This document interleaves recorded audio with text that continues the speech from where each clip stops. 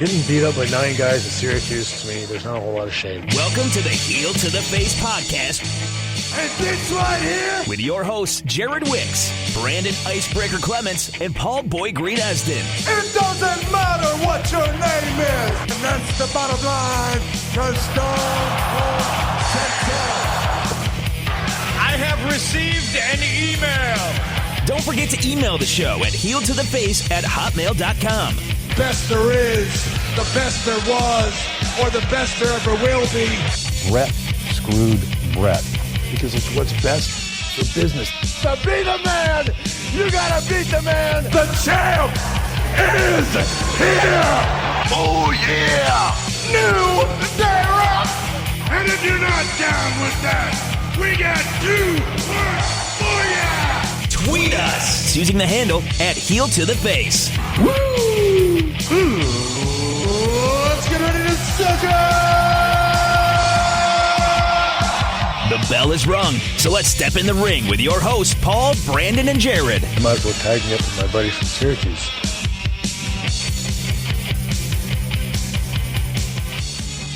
From the Galaxy Communications Studio in downtown Syracuse, New York, this is the Heel to the Face podcast for the third week of June 2017. As this week we are joined with the whole crew. As always, to my right-hand side, Brandon the Icebreaker Clements. You can find him at Twitter at Icebreaker21. Via the phone lines, Paul Boy Green Esden. You can find him on Twitter at BoyGreen25, and myself, Jared, just Jared Wicks, at Jared Wicks on Twitter. And don't forget, we at the show have a Twitter account. It is at Heel to the Face. That is your place to find links for the show and to vote in our weekly Twitter question of the week. All you got to do is follow that. No need for a big, huge website. You just got to follow the Twitter account, and we'll have all your links, all your information right there. And speaking of information, we've got a lot getting at you today. So let's start with the main event. Our main idea, our main topic, our main everything this week is obviously going to be WWE SmackDown leading up to Money in the Bank, as well as Raw leading up to Great Balls of Fire. So let's start with Raw, because that was indeed the better show. Great Balls of Fire is not this upcoming Sunday, so there's a lot more going on developing in the Raw world. And speaking of how we led off this show, how Raw led off the show this week was the reappearance of Brock Lesnar. What do you guys think of Brock Lesnar coming back this week? Excited? That was a very interesting start to the show. I'm normally one of those folks where I'm like, all right, Brock Lesnar's going to be on at 11:05, so you usually got to wait for it. That's what I thought. First thing on the show, I'm like, okay, this is cool. And then they had a little, of course, typical Brock Lesnar. They've done this before. Anytime he's set, they're setting up a big match with Brock Lesnar and whoever he's facing. I mean, in this case, Samoa Joe. They have to bring out the whole WWE locker room to separate, and we knew that was coming. That was kind of, we know how that works. I mean, they sold it pretty well. I'm looking forward to this match. It's going to be, I think it's going to be very good.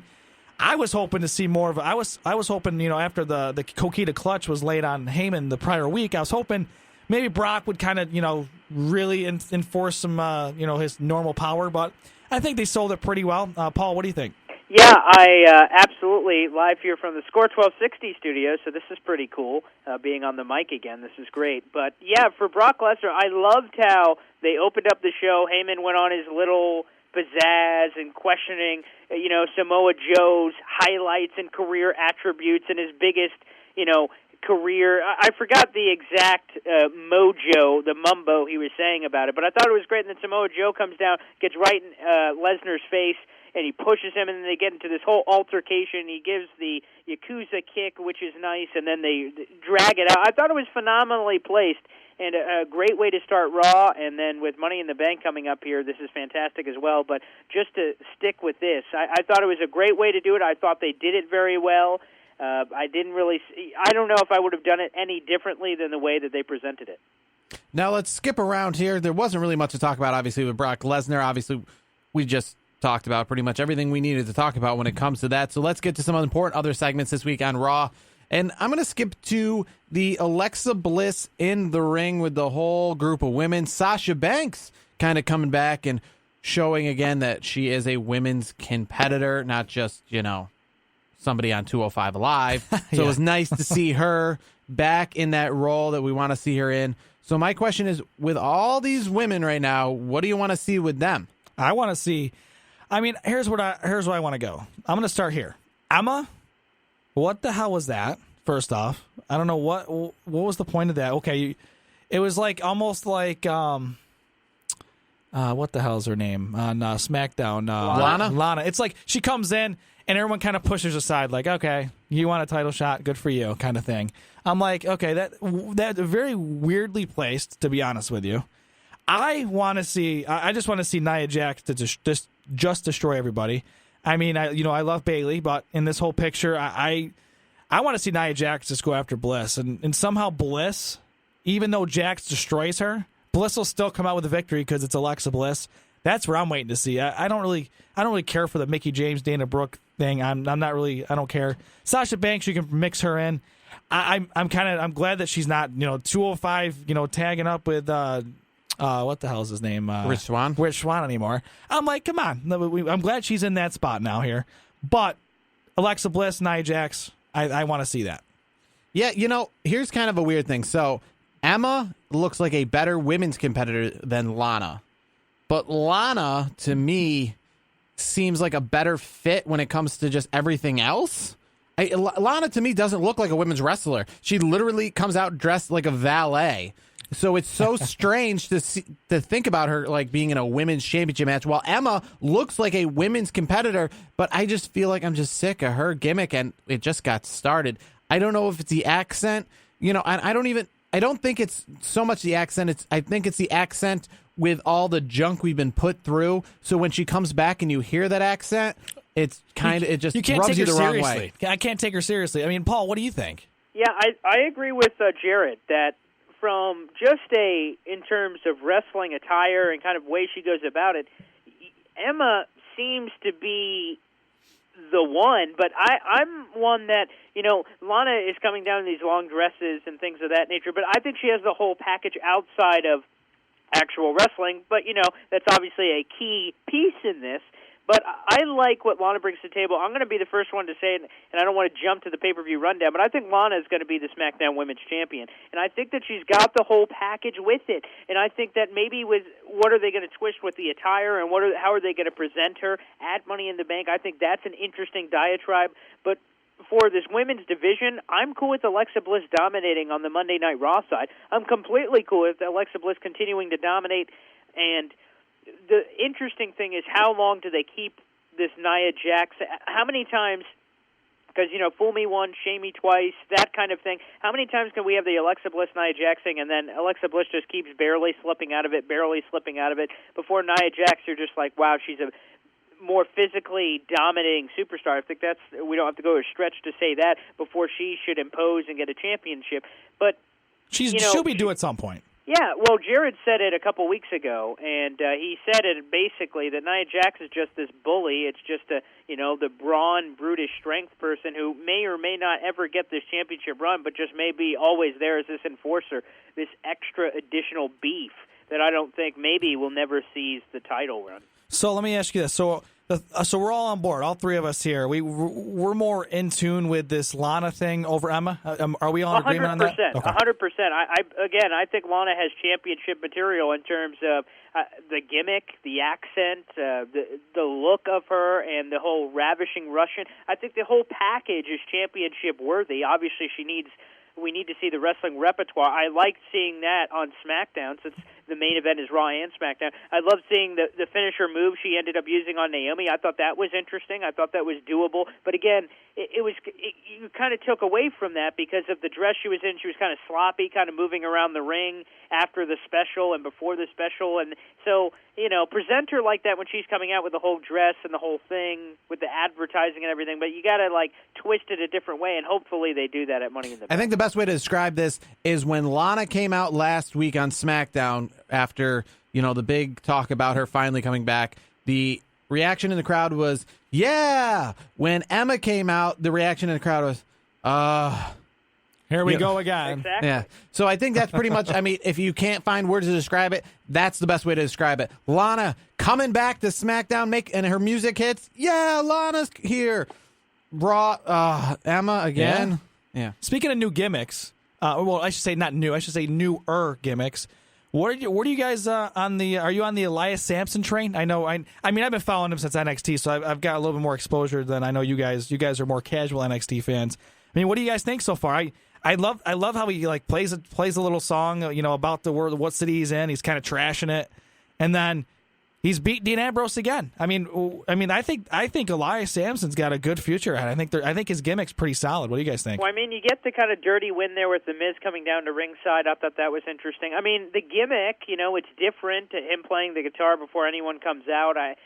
It's unique. It's different. I can guarantee that. I don't know how much I'm in love with it in terms of what's his future. What could he? Is he an intercontinental title kind of guy? Is he a mid-card kind of guy? What are we asking here? I don't really know how much I see of that per se, but I like him as a superstar, adding some variety to the roster. I think with him, and this is not really a knock on the gimmick, that's a gimmick that works with established superstars. I think when Edge and Christian started to kind of go off the beaten path, or when The Rock started to do pretty much similar to what Elias Sampson's doing now in, I think, 2003 before his match versus Stone Cold Steve Austin at WrestleMania 19, where he was coming up with some songs, it kind of was a little bit better because they were established. With him, he's not established, so it's weird to already have it. It's just, I don't know if it fits that well. Like I said, Edge and Christian, they didn't start being goofy right out the gate. It was kind of something they morphed into, kind of changed into. This guy right away is trying to do that, He's getting good reaction, though. He is getting good reaction. I don't feel it has the same impact as when these, and I don't feel it's going to catch on as, like, sing along with The Rock. I don't think that's the point of it, though. I think it's a different twist on it, a different take. I see him as a very good. I don't see him as a face for a very long time, if ever. But I think he does a very good job with his heel. I mean, I'm not saying, we're going to book him as, the future, WWE champion. But not right away. I could see him being maybe a mid-card champion, maybe Intercontinental, maybe United States champion someday. I don't think he's going to be in a title hunt for at least a little bit. But I think the the guy has a future. That's where I'm at.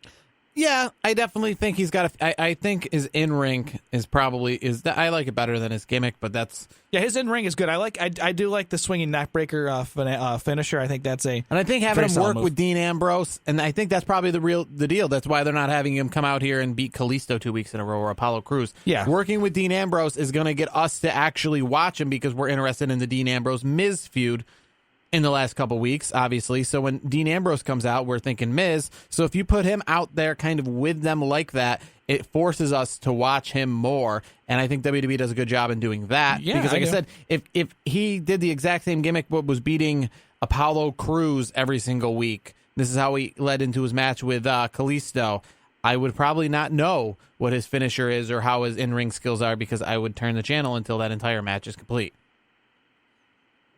So let's move on a little bit more. Speaking of the Miz and Dean Ambrose, well, let's not move on. Let's speak with the Miz and Dean Ambrose. Are you digging Dean Ambrose here, or is it getting a little cheesy for you? Yeah, it is for me. Okay.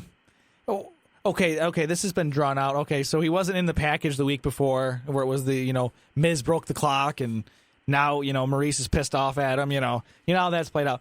Okay, was it any surprise, like, when the bear came down? Does anybody really expect, it wasn't going to be anybody but Dean Ambrose, even before he put the dirty deeds down? I mean, just, even him walking out, I'm like, all right, here we go. Dean Ambrose is going to surprise. Here we go. I don't know. I'm just, I'm a little over it. I tell you what, it's kind of strange, but I didn't think it was Dean Ambrose. And the reason why I thought this was legit somebody in a bear costume that wasn't Dean Ambrose is because they had him walk around and act so much unlike Dean Ambrose. And I'm not saying Dean Ambrose doesn't have some sort of flamboyancy to him, but they made this guy out like, if you remember Big Dick Johnson, who was a complete joke, or any of these other big jokes, they had him come out like dancing and doing this thing that's like, that can't be Dean Ambrose, because then when he takes off the mask, are people going to remember that, hey, that's the same guy that was like being very not hard, very not edgy. I mean, he was being so flamboyantly silly, I guess. I don't know. Paul, I don't know about you. Maybe I'm in the minority. I guess that's just why I thought it wasn't Dean Ambrose. I don't know. I saw it. the stature of this man, and I'm like,